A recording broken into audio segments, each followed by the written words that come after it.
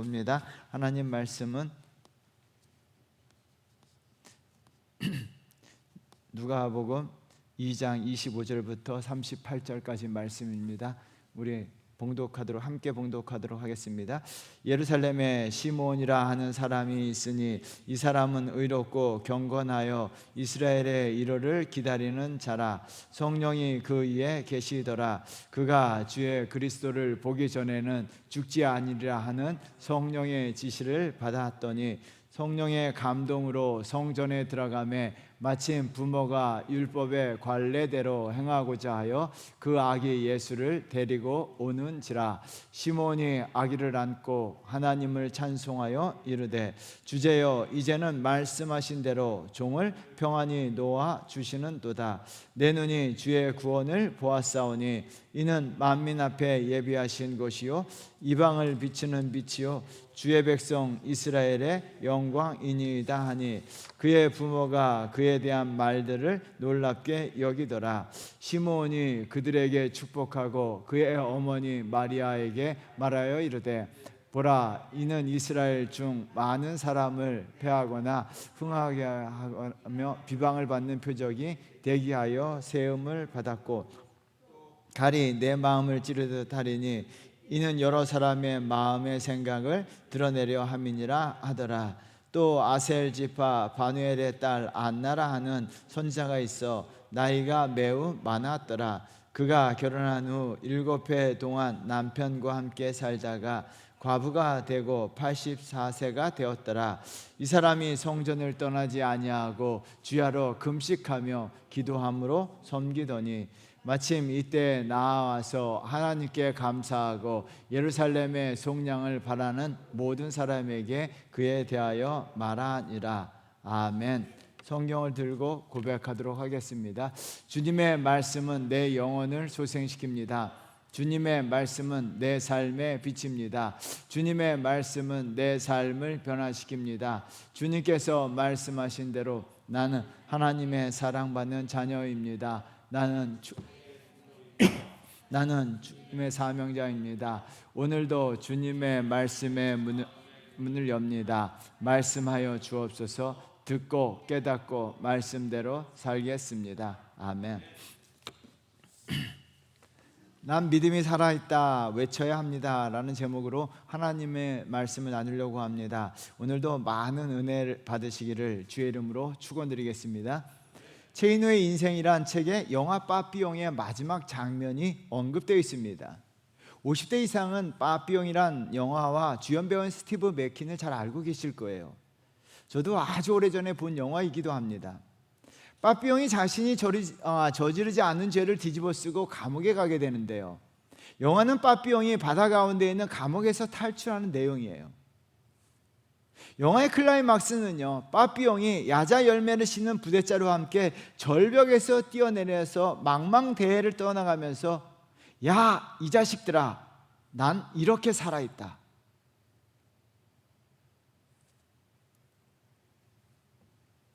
여러분, 바다에 떠서 난 이렇게 살아있다 외치는 장면이에요. 지금도 많은 사람들의 기억 속에 남아있는 외침입니다. 이 장면 때문인지 이 영화는 죽기 전에 봐야 할 101편에 들어가 있습니다. 난 이렇게 살아있다. 빠삐용의 외침입니다. 살아도 죽어있는 자처럼 살아가는 사람들이 있습니다. 요한복음에 죽은 나사로가 무덤에서 나올 때 이렇게 묘사한 부분이 있습니다. 요한복음 11장 44절 말씀인데요, 죽은 자가 수족을 배로 동인 채로 나오는데 그 얼굴은 수건에 쌓였더라. 예수께서 이르시되 풀어 놓아 다니게 하라 하시니라. 죽은 자의 모습은요, 수족을 배로 동이고 얼굴을 수건에 쌌습니다. 여러분, 한번 그림을 볼까요?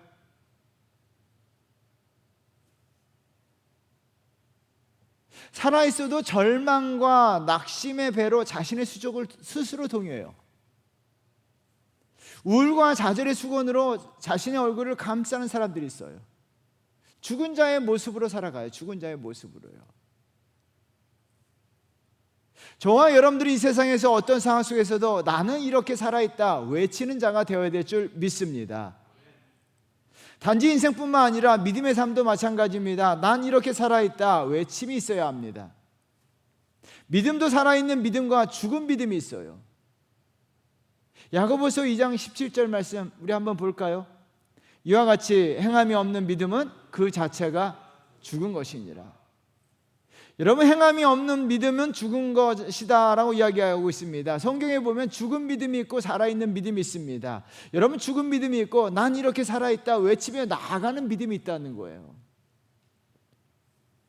오늘 본문에 연세가 많으신 두 분이 등장합니다. 두 사람은요, 난 아직도 믿음이 살아있다,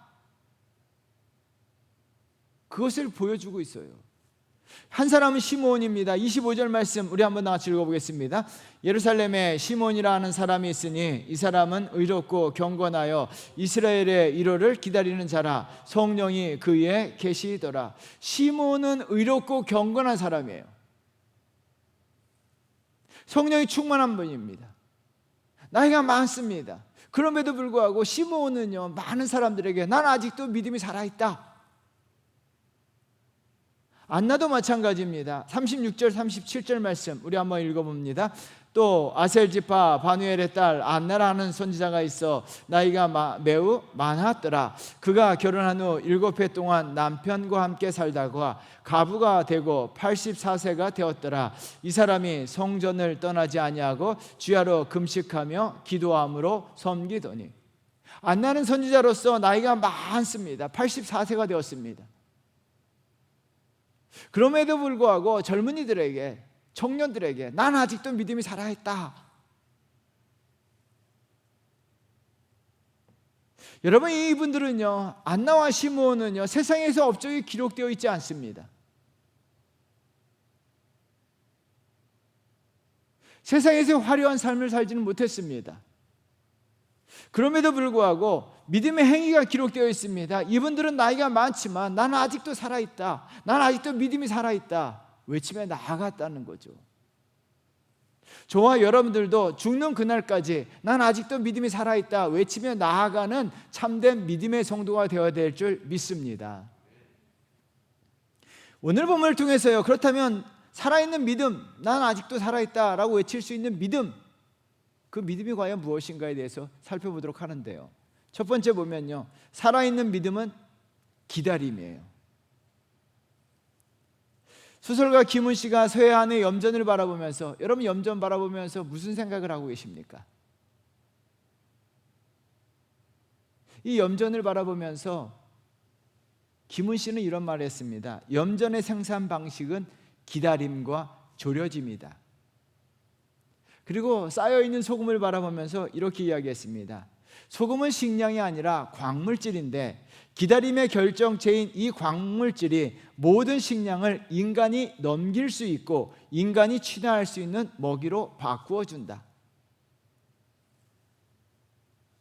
여러분, 염전의 생산 방식이 기다림이에요.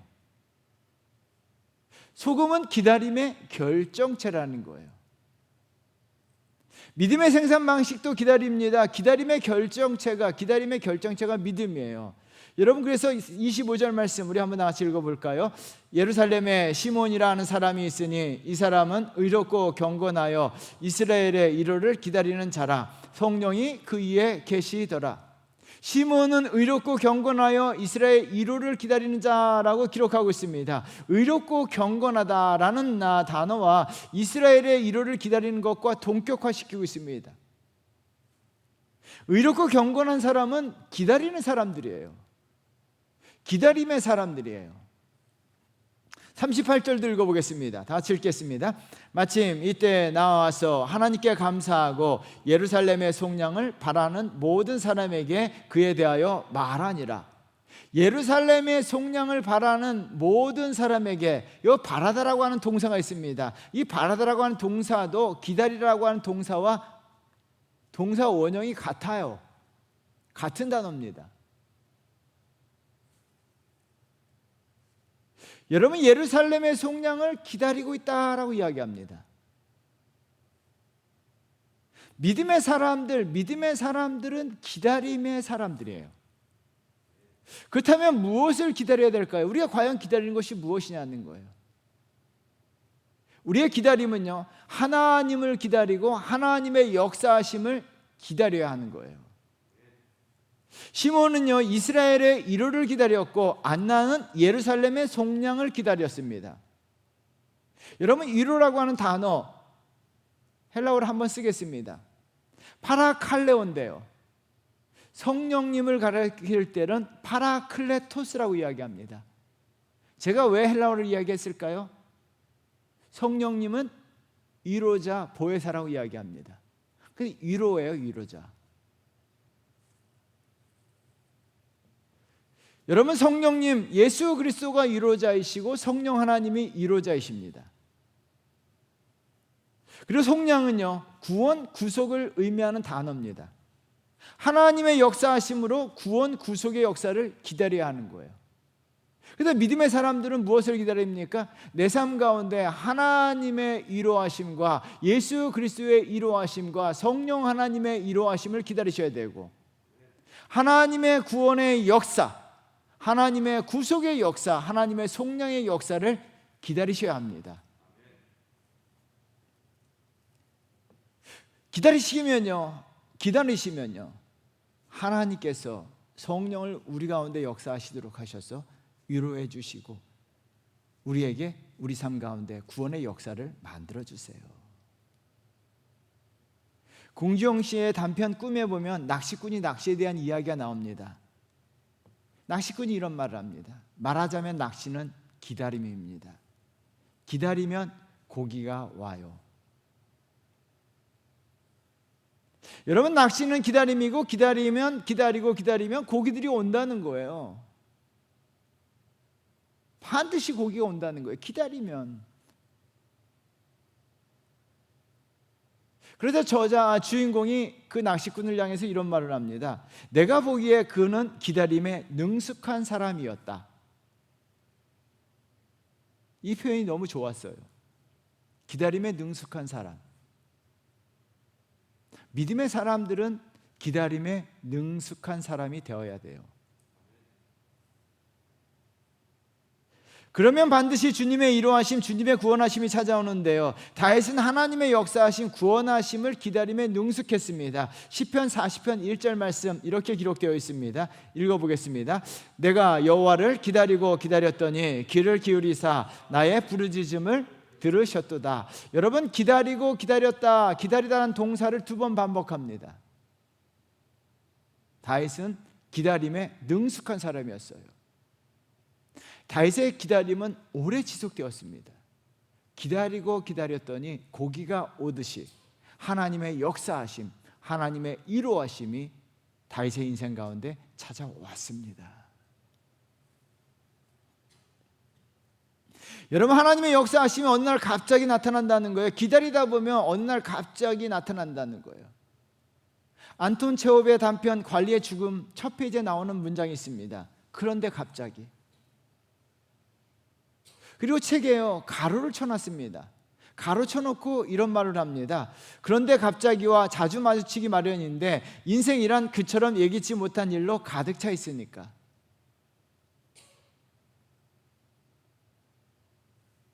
인생은 예기치 못한 일로 가득 찼기 때문에 그런데 갑자기와 마주치기 마련이라는 거예요. 하나님의 은혜도 그런데 갑자기, 하나님의 축복도 그런데 갑자기, 하나님의 역사하심도 그런데 갑자기 우리 삶 가운데 나타날 줄 믿습니다.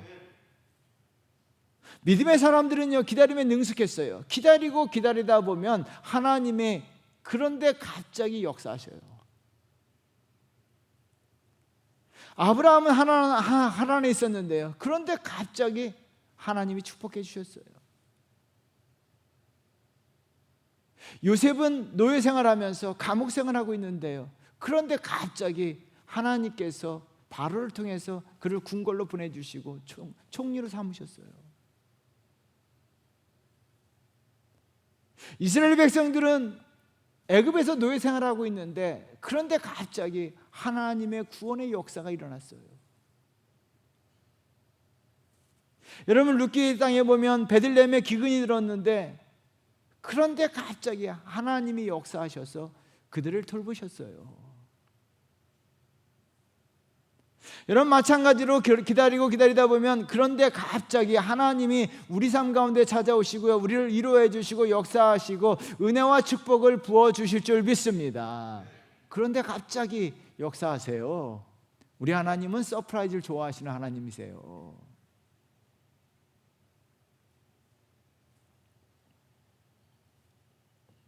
그런데 갑자기 하나님의 위로하심과 그 은혜와 축복이 찾아오기 위한 기다림이 있습니다. 그냥 감이 떨어지기를 기다리는 것이 아니에요.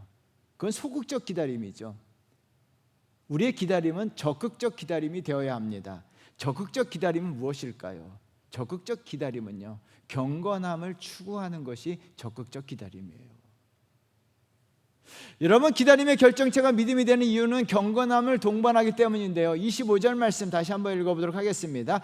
예루살렘에 시몬이라 하는 사람이 있으니 이 사람은 의롭고 경건하여 이스라엘의 위로를 기다리는 자라. 성령이 그 위에 계시더라. 시몬은 의롭고 경건하였다라고 이야기합니다. 경건함을 추구하며 기다리게 될 때,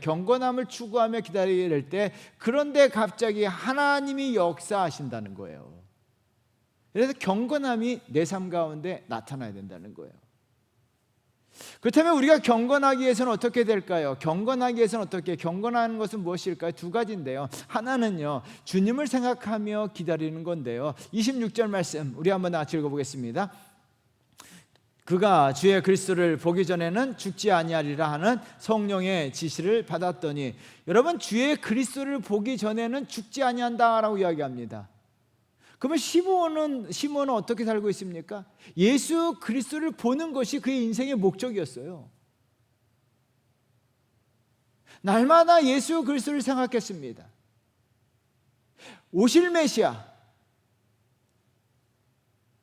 그분만을 기다리며 소망하며 살아감으로 말미암아 어떻게 합니까? 오실 메시아를 기다렸던 시몬은요, 오실 메시아를 기다림으로 말미암아 기대하고 소망했기 때문에 경건해질 수밖에 없다는 거예요. 여러분, 예수 그리스도는 다시 오십니다. 오실 메시아를 기다리며 소망하며 살아가면요, 경건해질 수밖에 없어요. 벨기에 화가 제임스 앙수르의 그리스도의 브루셀 입성이란 작품이에요. 한번 그림을 볼까요? 여러분, 이 그림을 보면서 그리스도의 입성이란 작품이에요. 제목이요. 근데 예수 그리스도가 어디에 계신지 한참 찾았어요. 여러분, 예수 그리스도가 어디에 계세요? 보이세요? 저 뒤에 계세요. 그림 표현 보면요, 저 뒤에 왜? 맨 앞줄에 누가 있나 보세요. 맨 앞줄에 앞에 누가 있는가?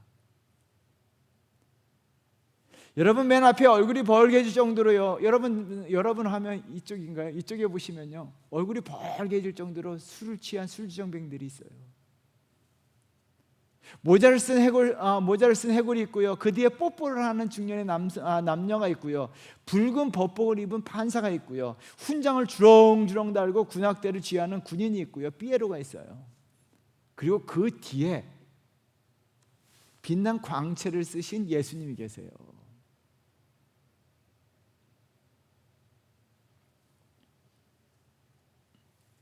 예수님이 입성하셨음에도 불구하고, 예수님이 오셨음에도 불구하고 사람들에겐 예수님에 관심이 없었어요. 2000년 전에 오신 예수님에도 사람들이 관심이 없었어요. 무관심했습니다. 무시와 무관심 속에서 하셨던 것처럼 여전히 예수님이 무관심하고 예수님을 무시하는 거예요. 여러분, 사람들의 관심은 뭐예요? 술이에요. 정치입니다. 명예예요. 권력이에요. 돈이에요. 취미예요. 쾌락이에요. 향락이에요. 에러스예요.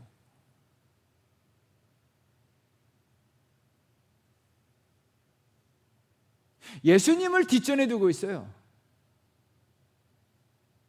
여러분, 이 그림을 보면요, 예수님을 뒷전에 둔 앞에 있는 사람들이 경건해 보이냐는 거예요. 경건할 수가 없다는 거예요.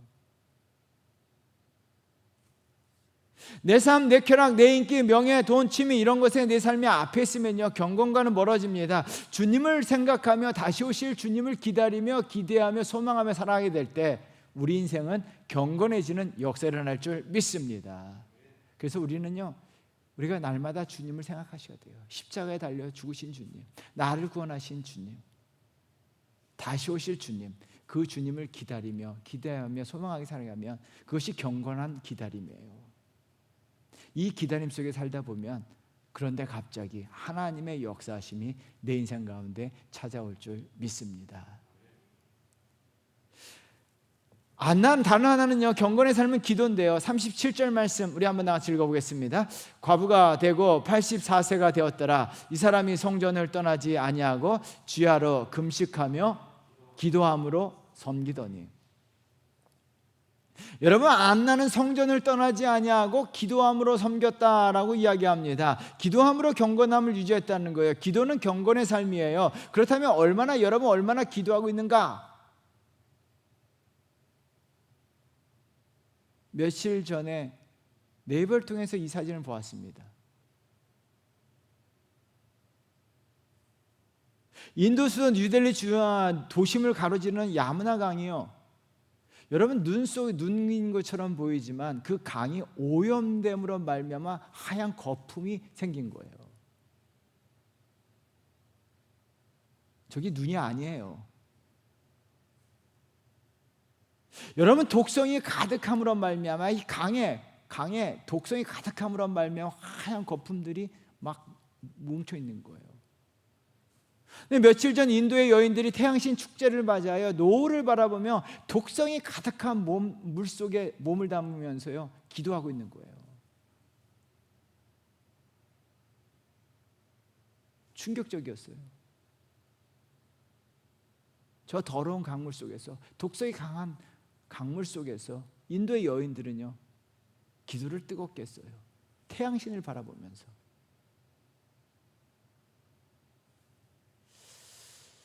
여러분, 우리 그리스도인들은 얼마나 기도를 하고 있는가? 얼마나 열심으로 기도를 하고 있는가? 얼마나 열정적으로 기도하고 있는가?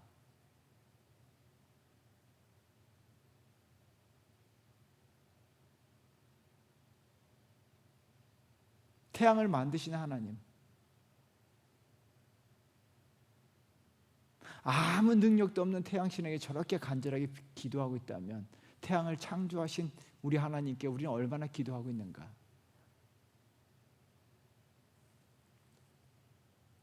안나는 기도로 자신의 경건을 유지했습니다.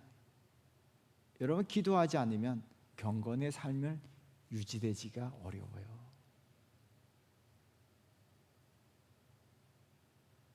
경건은 말씀과 기도죠.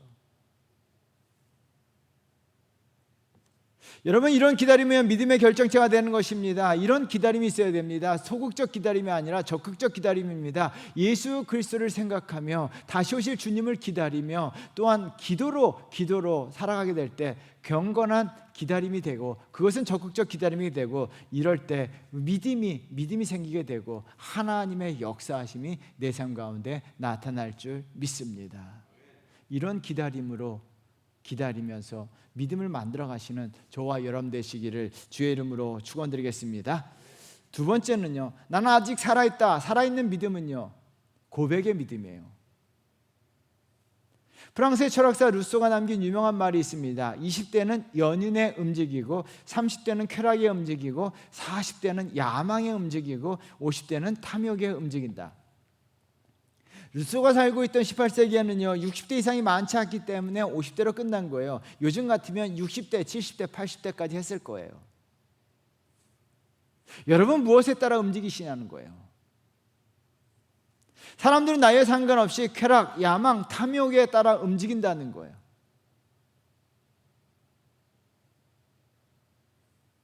여러분, 살아있는 믿음의 사람들은요 자신의 신앙, 믿음을 고백하고 그 고백에 의해 움직입니다. 그래서 믿음의 사람들은 고백을 참 잘합니다. 자주 하고요, 열심히 하고요, 고백하며 살아가요. 믿음의 고백을 한다는 것 자체가 나는 아직도 믿음을 살아야, 나는 아직도 믿음이 살아있다 외치는 것과 같습니다. 오늘 본문의 두 사람은요 나는 아직도 믿음이 살아있다라고 외칠 수 있었던 것은 그들의 삶에 신앙 고백이 있었어요.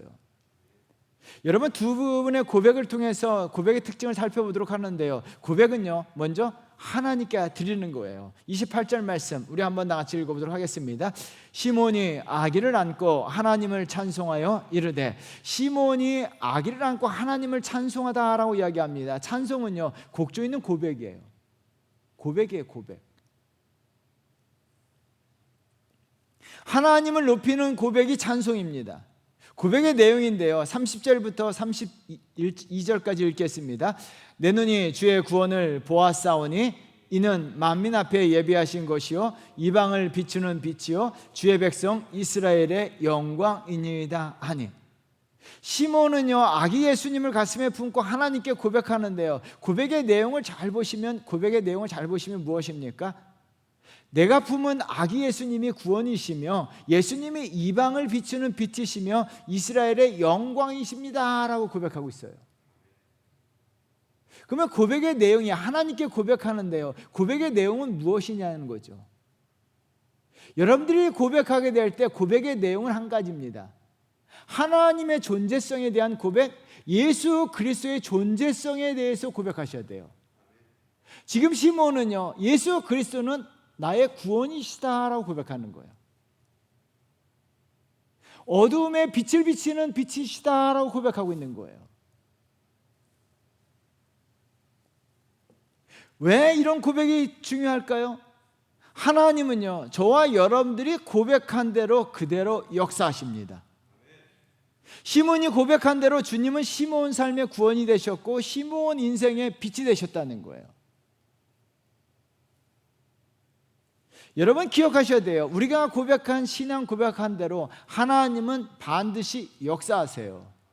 그래서 고백을 제일 잘했던 인물이 있어요. 다윗입니다. 시편 고백이에요. 시편 기자는요, 환난 속에서 삶의 위협 속에서 하나님께 하나님의 존재성에 대해서 고백했는데요, 시편 144편 2절 말씀 우리 한번 크게 읽어봐요. 우리 한번 어떻게 고백했는가 읽겠습니다. 여호와는 나의 사랑이시요 나의 요새시요 나의 산성이시요 나를 건지시는 이시요 나의 방패이시니 내가 그에게 피하였고 그가 내 백성을 내게 복종하게 하셨나이다. 아멘. 여러분, 하나님이 어떤 분이신가에 대한 고백하고 있는데요, 나의 사랑, 나의 요새, 나의 산성, 나의 방패, 나의 피할 바위, 나를 건지시는 분, 나를 구원하시는 분. 하나님은 시편 기자가 고백한 그대로 그의 인생 가운데 역사하셨어요. 여러분, 우리가 하나님의 존재성에 대해서 고백하고 예수 그리스도의 존재성에 대해서 고백한다면 하나님은 그대로 우리 삶 가운데 역사하실 줄 믿습니다. 그래서 어떻게 됩니까? 우리가 고백을 잘 하셔야 돼요. 하나님은 나의 산성이시고 나의 방패시고 나의 피할 바위시고 나를 돕는 이시다. 예수 그리스도는 나의 구원이시고 나의 구원자라고 고백하셔야 돼요. 그러면 하나님이 여러분 삶에 나타나셔서 여러분 인생의 방패가 되어주시고 피할 바위가 되어주시고 돕는 이가 되어주시고 예수 그리스도께서 저와 여러분들의 구원자가 되시는 역사가 일어날 줄 믿습니다. 고백을 하세요. 고백은 신앙입니다. 다른 하나, 자신이 고백한 주님을 다른 사람들에게 말해야 되는데 이 고백의 특징이에요. 38절 말씀 우리 한번 같이 읽어보도록 하겠습니다. 마침 이때 나와서 하나님께 감사하고 예루살렘의 속량을 바라는 모든 사람에게 그에 대하여 말하니라. 안나는 예수님께서 예루살렘에 속량하시는 분이다 라고 고백했어요.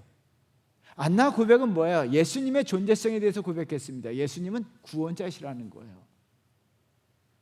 그리고 고백에서 끝난 것이 아니라 예수님이 구원자이시라는 그 고백을 다른 사람들에게 말했다라고 이야기합니다. 여러분, 그래서 마지막 문장에 뭐라고 이야기합니까? 모든 사람에게 그에 대하여 말하니라 라고 이야기합니다. 그는 누구예요? 예수 그리스도입니다. 여러분, 예수님에 대한 믿음 없이는 예수님을 다른 사람들에게 대해 말하지 않아요. 내가 예수님에 대해 고백을 해야, 내가 예수님이 어떤 분인가, 예수님이 나의 구원자이심을 고백하는 사람만이 그 고백을 다른 사람에게 그대로 이야기해요. 여러분, 고백은요, 내가 아직 예수 믿고 있고 아직 살아있다는 것을 드러내는 거예요. 그렇다면 왜 내가 고백한 예수님을 다른 사람들에게 말해야 될까요? 예수 그리스도에 대한 말하는 것은요, 기억하셔야 됩니다. 생명을 주는 거예요.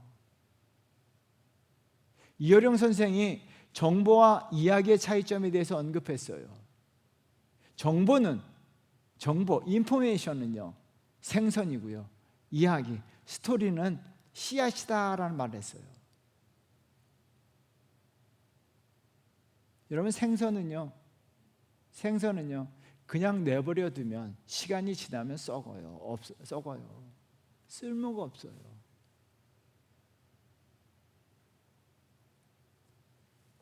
그래서 지나간 정보, 인포메이션은요 내 삶에 아무런 쓸모가 없어요. 반면에 이야기는 씨앗입니다. 씨앗은 생명이에요. 여러분, 이스라엘 학자들이 마사다 요새, 여러분 성지순례 가면 마사다 요새를 가시는데요, 그 마사다 요새터에서 채취한 2000년 전의 종려나무 씨앗을 발화시킨 적이 있어요. 한번 사진을 볼까요? 씨앗이 2000년 전 됐어요. 2000년이 지났음에도 불구하고 그 씨앗을 발화시켰더니 생명이 싹 텄어요. 중국에서는요 1300년 전에 연꽃 씨앗으로 꽃을 피운 적이 있어요. 씨앗은요 2000년이 흐르고 1300년이 흘러도요 생명을 싹 트게 하는 거예요. 여러분, 예수 그리스도에 대해서 말하는 것은요 인포메이션, 정보가 아니에요. 이야기입니다. 스토리입니다.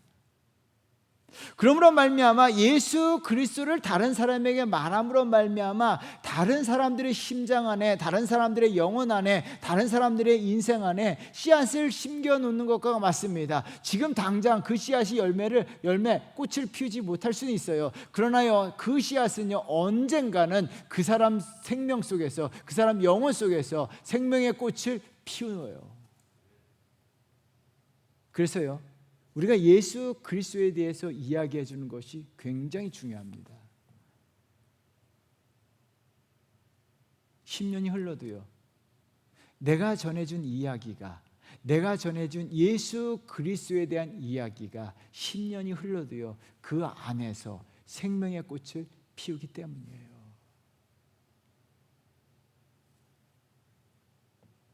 사랑하는 성도 여러분, 우리가 내가 고백을 해야 돼요. 고백한 사람만이 예수 그리스도에 대해서 전해요. 그래서 고백은요 내가 아직도 믿음이 살아있다라는 것을 외치는 것과 같아요. 저와 여러분들 경건한 신앙 고백이 있기를 주의 이름으로 축원드리겠습니다. 사랑하는 성도 여러분, 살아있는 믿음, 죽은 믿음이 있어요.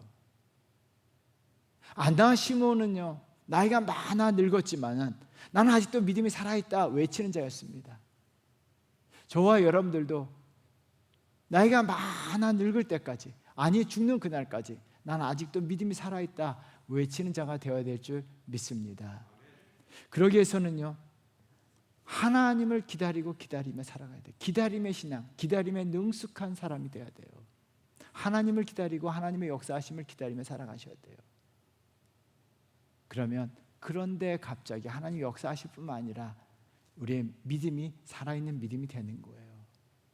또한 신앙 고백을 잘 하세요. 신앙 고백은 내 믿음을 살아있다라고 드러내는 증거입니다. 저와 여러분들 고백의 사람, 또한 기다림의 사람 되시기를 주의 이름으로 축원드리겠습니다. 기도하겠습니다. 우리가 이 시간 말씀을 묵상하면서